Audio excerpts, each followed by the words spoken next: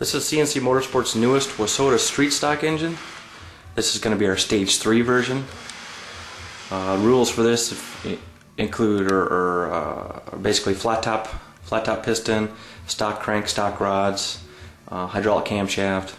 It has to be an open chamber cylinder head, but you can mill the heads as far as you want to get whatever compression ratio you want. Right now we're approximately around the 12-to-1 range. Flat tappet camshaft. Our custom profile. This, like I said, this is our Stage 3 version. What we've changed from the Stage 2 is completely different piston and ring package. It's completely different than what we've run before.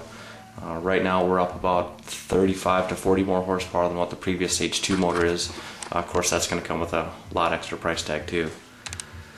We've done dyno tests with both headers and exhaust manifolds. We'll give you both of the comparison tests. Basically there's about a 40 horsepower split between the two. With the headers, this motor was producing approximately 422 horsepower and torque was about 445 foot-pounds of torque. With exhaust manifolds, it choked it down to about 385 horsepower and 411 foot-pounds of torque. Either way, very impressed with the performance of this engine so far.